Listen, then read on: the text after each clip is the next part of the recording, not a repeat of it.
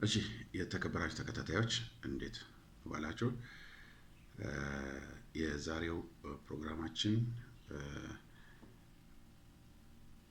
ብዙ ዜናዎች አሉን። እነዚህ ዜናዎች ወደ እናንተ እናደርጋለን። ለማንኛውም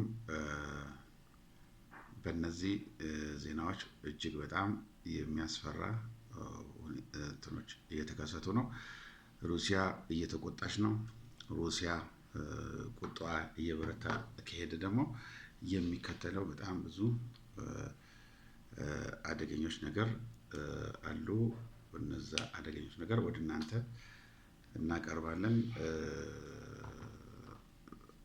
ሩሲያ እጅግ በጣም እየተቆጣች ነው።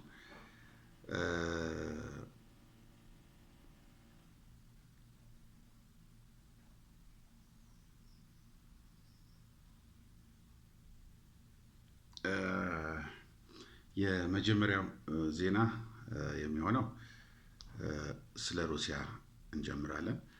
ሩሲያ ትላንትና ዩክሬን በተማሪዎች ላይ የወሰደችውን እርምጃ በጣም አደገኛ የሆነ መልስ ትሰጣለች ተብሎ ተገምቷል። ዩክሬን ይህንን ትችላለች አትችለውም በአንድ ላይ የምናየው ይሆናል። ሌላው ወደ አገራችሁ ተመልሳችሁ አመልክቱ አሜሪካን ያለችው ፕሬዚዳንት ዶናልድ ትራምፕ አስተዳደር የመኖሪያ ፈቃድ የሚጠይቅ ስደተኛ መጀመሪያ ከአሜሪካ እንዲወጣ ሲያስገድድ አስገድዷል።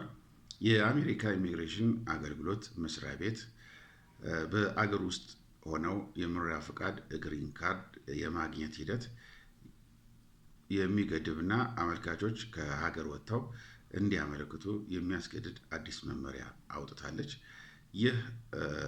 ይህ ውሳኔ ጊዜያዊ ቪዛ ይዘው በአሜሪካ የሚገኙ ግለሰቦች የቋሚ መኖሪያ ፈቃድ ማመልከቻቸው ከአገሪቱ ወጥተው በአገራቸው ወይም በሌላ ሶስተኛ ሀገር በሚገኝ የአሜሪካ ኤምባሲ ወይም ቆንስላ በኩል እንዲያመለክቱ የሚያስገድድ ነው። የዚህ የቪዛው ሕግ መጣስ፣ የቆይታ ጊዜ ማራዘም፣ ያለ ፍቃድ መስራትና ማጭበርበር ደግሞ እጅግ ጥብቅ ምርመራ ቅጣት ያስከትላል ተብሏል። ስለዚህ ውጡልኝና ከሀገሬ አመልክቱ ነው የምትለው። ከሀገሯ ከወጣ በኋላ እንዴት ነው የምትመልሰው? እጅግ በጣም አስገራሚ ነው። ሌላው ኢራን ስምምነት ላይ ካልደረሰች ዛሬ ምሽት ሙሉ ስልጣኔ ይጠፋል የፕሬዚዳንት ትራምፕ ማስጠንቀቂያ ነው። በአውሮፓ ህብረት ከፍተኛ ድንጋጤ ፈጥሯል። ፕሬዚዳንት ዶናልድ ትራምፕ ኢራን በአስቸኳይ ስምምነት ላይ ካልደረሰች ዛሬ ምሽት ሙሉ ስልጣኔ ይጠፋል ሲሉ የሰነዘሩት ጥብቅ ማስጠንቀቂያ በአውሮፓ ዋና ከተሞች ላይ ከፍተኛ ስጋት እና መናወጥ መፍጠሩን ሮይተርስ ዘግቧል። በአውሮፓ ስጋት አንድ የአውሮፓ መንግስት አሜሪካ በኢራን ላይ የኒውክሌር ጦር መሳሪያ ለመጠቀም እያሰበች መሆኑን ለማረጋገጥ በዋሽንግተን ለሚገኙ ዲፕሎማቶች በአስቸኳይ ጥያቄ ልከዋል። የአሜሪካ ውጭ ጉዳይ ሚኒስትር ምላሽ የአውሮፓ ባለስልጣናት ማብራሪያ ፍለጋ ወደ አሜሪካ የውጭ ጉዳይ ሚኒስትር በደወሉበት ወቅት የተለመደው ዲፕሎማሲያዊ ማረጋጊያ ያገኛሉ ብለው ጠብቀው ነበረ። እኛ አናውቅም፣ ነገር ግን የአሜሪካ የውጭ ጉዳይ ሚኒስትር ባለስልጣናት ራሳቸው ትራምፕ ምን ማለታቸው እንደሆነ ወይም ቀጥሎ ምን ሊፈጠር እንደሚችል በእርግጠኝነት እንደማያውቁ ለአውሮፓውያን ዲፕሎማቶች በግልጽ ማመናቸው አንድ የአውሮፓ ዲፕሎማት ገልጿል ማለት ነው። እኔ በዚህ በተመለከተ አሜሪካ ዝም ብላ ቱሪናፋ ነች፣ አንድም ነገር በዚህ ጉዳይ ላይ አታደርግም ብዬ ነው የማምነው። ለምን ዓለማችን አሁን አደገኛ ነገር ላይ ነው ያለችው። አሜሪካ ኢራንን በኒውክሌር ብትመታ ቀጣይ እኛንም ብለው ደግሞ አሜሪካን ሊመቱ የሚችሉ ሀገሮች አሉ። ስለዚህ ይሄ ዝም ብሎ ተራ ማስፈራሪያ ምዕራባውያኖች ከአሜሪካ ጋር እንደዚህ ብሎ እንደዚህ በሉ ተባብሎ የሚያደርጉት ነው እንጂ እንደዚህ ሊያደርጉ በፍጹም አይቻልም። ሌላው በአሜሪካ ካሊፎርኒያ ግዛት ኦሪጂን ካውንቲ ውስጥ በሚገኘው የሚልስቶን ፋብሪካ ውስጥ የኬሚካል ታንከር ሊፈነዳ ይችላል የሚል ከፍተኛ ስጋት በመፈጠሩ ወደ 40 ሺህ የሚጠጉ ነዋሪዎች በአስቸኳይ አካባቢውን ለቀው እንዲወጡ ተገደዋል። ክስተቱ የተከሰተው ጋርደን ግሮቭ በተባለው ከተማ በሚገኘው የጂኬኤ ኤሮስቶፕ ፋብሪካ ውስጥ ሲሆን ሁኔታው የጀመረው ሐሙስ ዕለት ቢሆንም አርብ ዕለት ግን አደጋው ይበልጥ በመባባስ ሰፊ የመልቀቂያ ትዕዛዝ ሊተላለፍ ችሏል።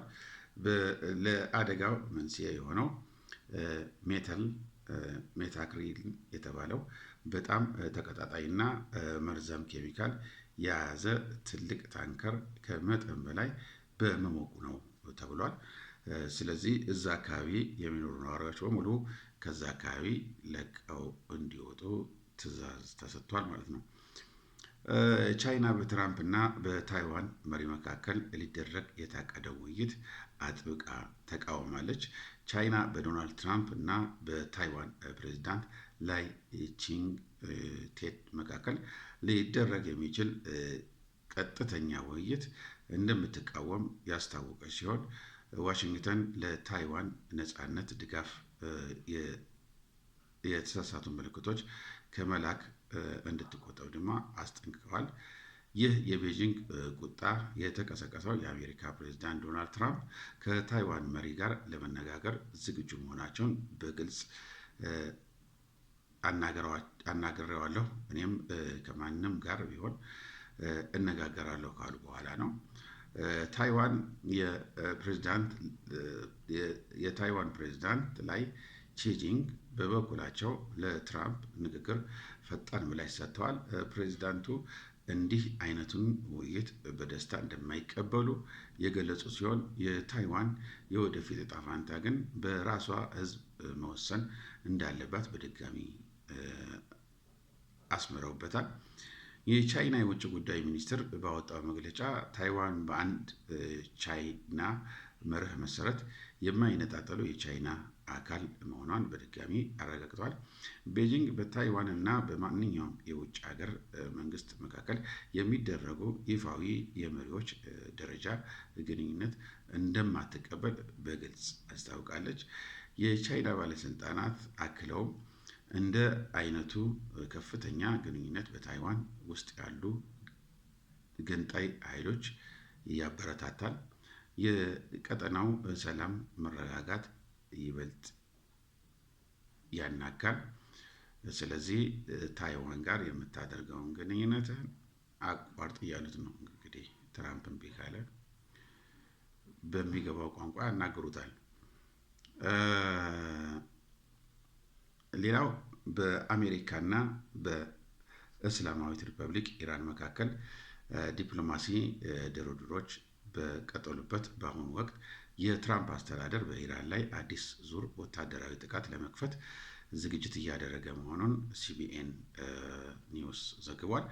ዘገባው እስካሁን የተላለፈው የመጨረሻ ውሳኔ አለመሆኑን ቢያሰምርበትም የጉዳዩ አሳሳቢነት የሚያሳይ ምልክቶች መኖራቸው ግን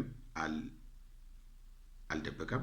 ፕሬዚዳንት ዶናልድ ትራምፕ በልጃቸው የሰርግ ስነ ስርዓት ላይ ከመገኘት ይልቅ በዋይት ሀውስ ውስጥ ለመቆየት መወሰናቸው እንዲሁም አንዳንድ የአሜሪካ ወታደራዊና የስለላ ተቋም አባላት ለመታሰቢያ ቀን የሳምንት መጨረሻ ይዘዋቸው የነበሩት የእረፍት እቅዶች መሰረዛቸው ለዚህ ማሳያ መሆኑን እቅዱ በቅርብ የሚያውቅ ምንጭ ተናግሯል።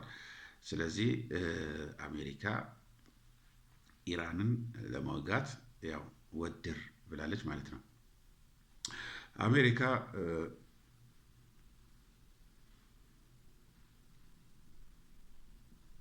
አሜሪካ ከታይዋን ጋር 14 ቢሊዮን ዶላር ውል አድርጋ ነበረ። ይሄንን ውል ሰርዘዋለች። ስለዚህ አሜሪካ በአንድ በኩል ታይዋንን ትፈልጋለች፣ በአንድ በኩል ደግሞ ትፈራለች። ሰጣ ገባ ውስጥ ገብታለች ማለት ነው። የተባበሩት መንግስታት ድርጅት